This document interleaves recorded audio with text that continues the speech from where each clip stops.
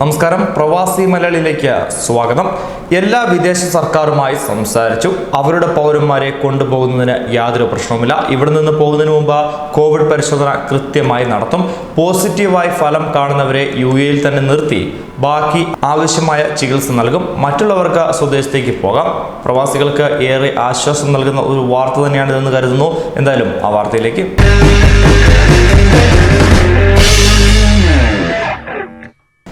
UAE കഴിഞ്ഞ 2 ദിവസം കൊണ്ട് നടത്തിയത് 40,000-ലേറെ കോവിഡ് പരിശോധനകളാണ്. നൂതന സാങ്കേതിക സംവിധാനങ്ങൾ ഉപയോഗിച്ച് അതിവേഗം തന്നെയാണ് ഇവിടെ പരിശോധന പൂർത്തിയാക്കുന്നത്.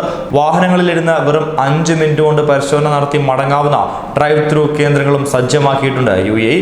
വലിയ ആശങ്കയിൽ കഴിയുന്ന മലയാളികളടക്കമുള്ള പ്രവാസികളുടെ ഇടയിലേക്കാണ് ഈ വാർത്ത ഇപ്പോൾ വരുന്നത്.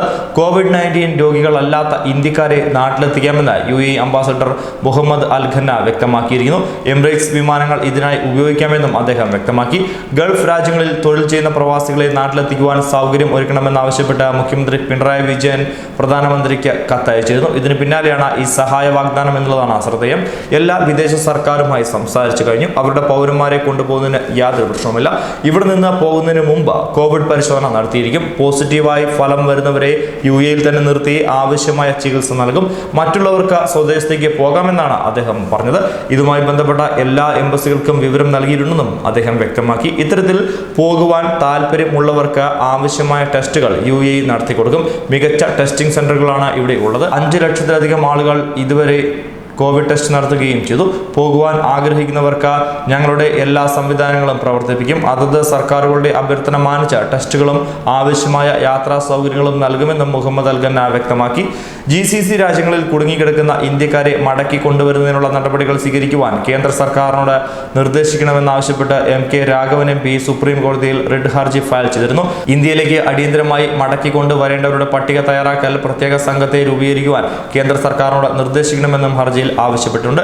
കുടുങ്ങിക്കിടക്കുന്ന പലർക്കും സ്വന്തം ചെലവിൽ ഇന്ത്യയിലേക്ക് വരുവാൻ കഴിയില്ല. അതിനാൽ അവരുടെ യാത്രാ ചെലവ് കേന്ദ്ര സർക്കാരാണ് വഹിക്കേണ്ടത്. രാജ്യാന്തര വിമാനങ്ങൾക്ക് ഏർപ്പെടുത്തിയിട്ടുള്ള നിരോധനം കാരണമാണ് പലർക്കും നാട്ടിൽ വരാൻ കഴിയാത്തത്. അതിനാൽ വിമാന കമ്പനികൾക്ക് ഏർപ്പെടുത്തിയ വിലക്ക് കുടുങ്ങിക്കിടക്കുന്നവരെ കൊണ്ടുവരുന്നതിനായി നീക്കണം. പ്രവാസികളെ മടക്കി കൊണ്ടുവരുന്നതിന് പ്രത്യേക വിമാനമോ ചാർട്ടേഴ്സ് വിമാനമോ അയക്കണമെന്നും ഹർജിയിൽ ആവശ്യപ്പെട്ടിട്ടുണ്ട്.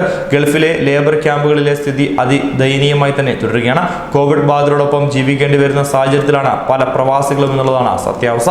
എംബസികളും കോൺസുലേറ്റുകളും ഇടപെട്ട തൊഴിലാളി ക്യാമ്പുകളിലടക്കം രോഗപരിശോധന ഉറപ്പാക്കുകയും ഒരുക്കണമെന്നുള്ളതുമാണ് പ്രധാന ആവശ്യങ്ങൾ. പ്രവാസ ലോകത്ത് 10-15 പേർ ഒരുമിച്ച് ജീവിക്കുന്ന തൊഴിലാളി ക്യാമ്പുകളിലെ മുറികളിലും ഇനിയും നിലച്ചിട്ടില്ലാത്ത നിർമ്മാണ മേഖലയിലെ തൊഴിലാളികൾക്കിടയിലും ഉയരുന്നത് കോവിഡ് ആശങ്കകൾ തന്നെയാണ്. കോവിഡ് സ്ഥിരീകരിച്ചവർക്കൊപ്പം താമസയിടം പങ്കുവെക്കേണ്ടി വരുന്ന ദുരവസ്ഥയിൽ ജീവിക്കുന്ന മലയാളികളടക്കമുള്ളവർ നിരവധിയാണ്.